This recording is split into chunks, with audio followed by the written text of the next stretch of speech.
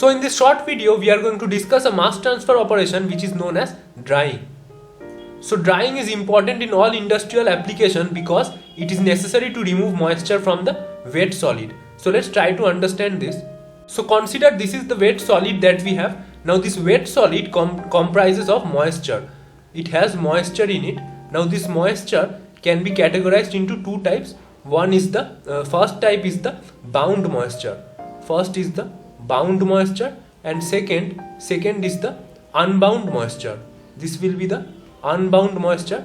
Now as the name suggests, the bound moisture is obviously a bit difficult to remove and the unbound moisture will be easy to remove. So what happens is this unbound moisture contains only free moisture. This is free moisture. So we can simply remove this by heating.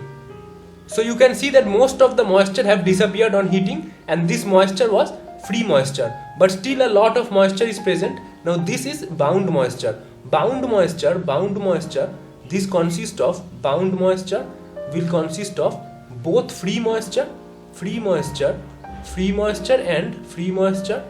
and equilibrium moisture. Free moisture plus equilibrium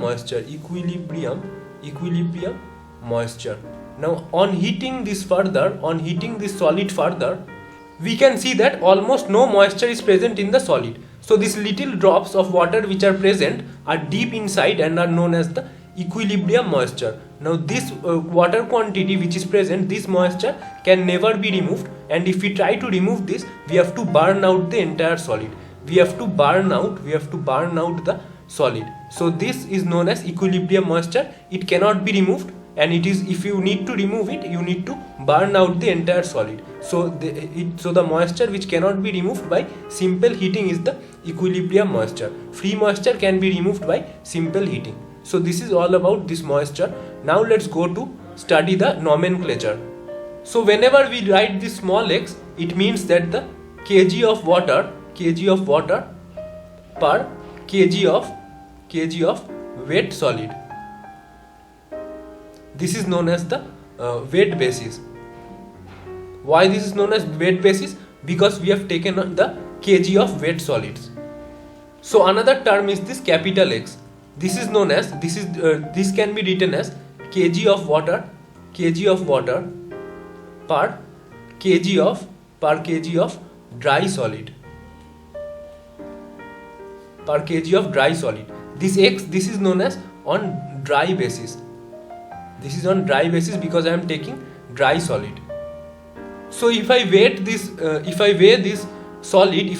wet solid, and if I find this W, so W is the weight, instantaneous weight. So this is variable because as I am heating, the water is getting out, the moisture is leaving the solid, hence this W will decrease. This is the total weight, hence I can write this as X equals to kg of water. So kg of water can be written as W minus Ws. Ws is the kg of the dry solid divided by W. This is how we can write X. And for capital X, we can write this as W. W is the kg of water is W minus Ws divided by Ws.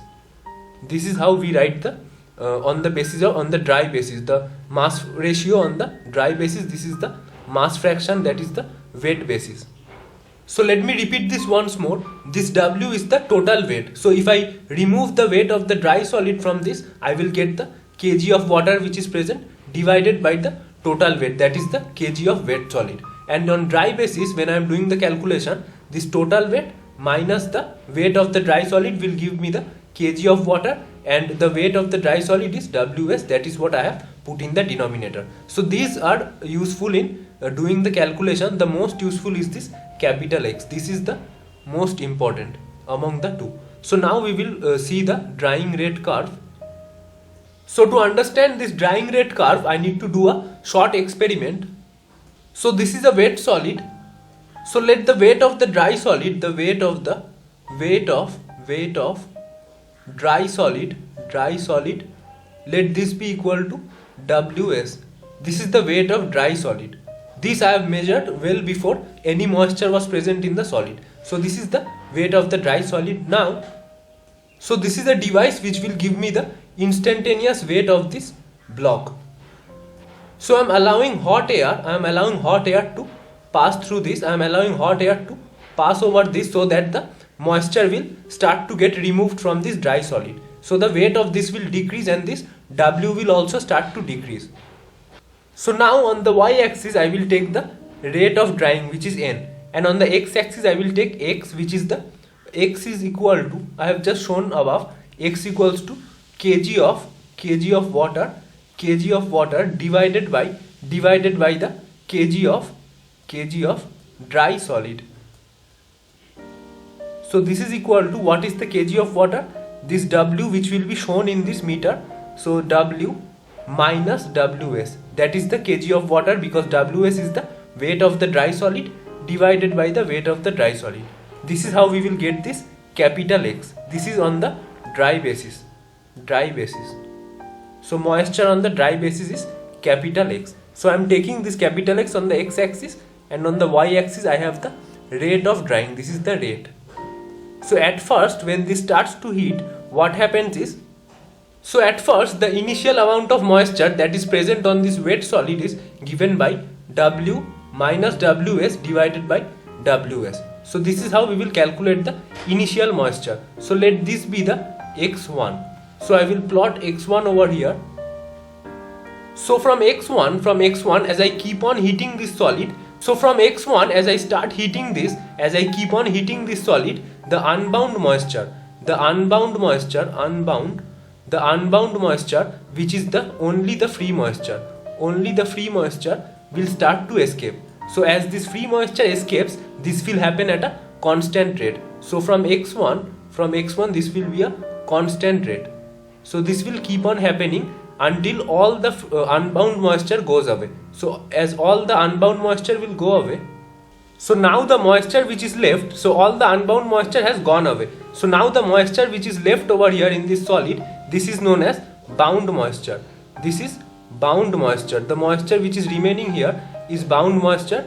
Now this bound moisture contains both free moisture and plus equilibrium moisture.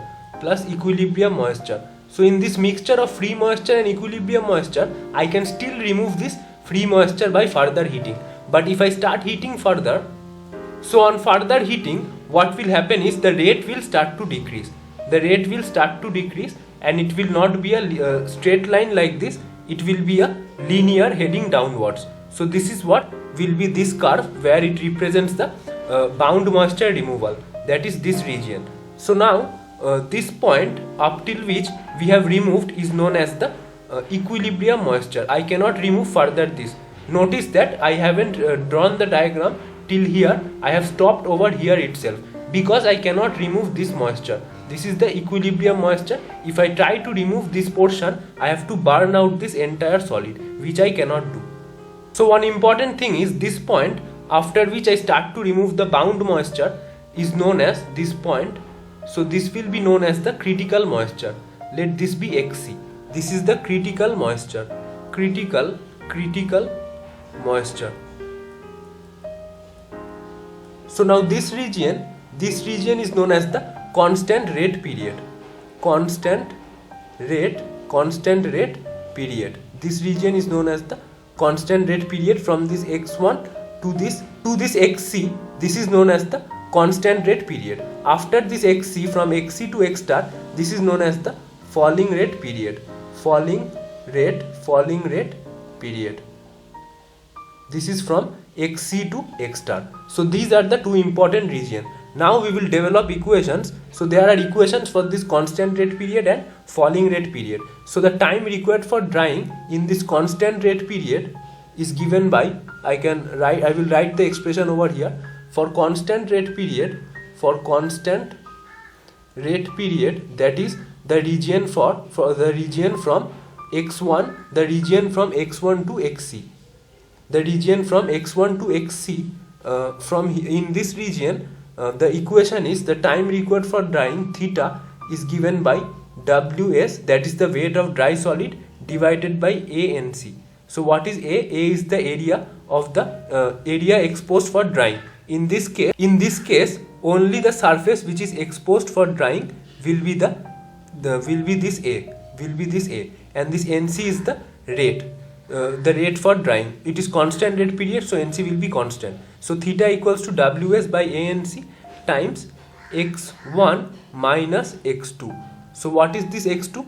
This x2 can be any point in this region. So this can be x2, this can be x2, or this xc can also be x2. So this x2 depends on the value up till which I am drying. I can dry from x1 to x2 here, I can dry from here to here, or I can dry totally from x1 to xc, that is the up till the critical moisture. So it depends on my operation. So theta equals to Ws by ANC times x1 minus x2.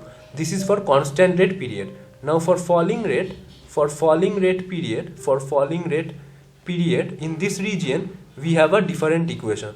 So in this region what it is given by is theta is equal to Ws by ANC times xc minus x star, that is the xc is this critical moisture, and x star is the equilibrium moisture.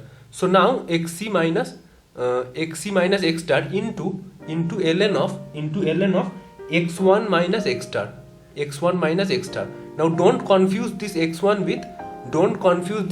with this one. It is in the falling rate period, so the x1 will be somewhat over here. So this will be x1 and this is x2. So I'm trying to reduce the moisture from this x1 to this x2, that is within this falling rate period. I am no longer considering this constant rate period. For the falling rate period equation, only this part of the graph is valid. This is not valid. So x1 is somewhere over here and x2 is somewhere over here. So if I put the equation, it will be x1 minus x star divided by x2 minus x star. So this is what we will have in the falling rate period. So these are very important equations. I will summarize both of these once again. So to summarize the entire thing, on the y-axis we take the drying rate and on the x-axis we take the moisture in the dry basis. So in the constant rate period, the graph is a straight line and this is the NC, which is the constant rate. So if I am starting from a initial moisture of x1 and I am ending to a moisture of x2, then this is the ending point of the constant rate period. This is the constant rate period. This is the constant rate period. So at the ending of the constant rate period, the moisture which is left is known as this is the critical moisture. After this point, the graph starts to fall, the rate starts to fall down, and we get a linear region like this. This is known as the falling rate period. So in this region we cannot achieve a perfect zero because there will be some equilibrium moisture, so that quantity is x star. So if I am dealing with moistures from x1 to x2 in this constant rate period, if I am dealing with moistures from x1 to x2 in the constant rate period, then the time is given by theta equals to Ws, which is the weight of dry solid, divided by ANC. A is the area exposed, times x1 minus x2.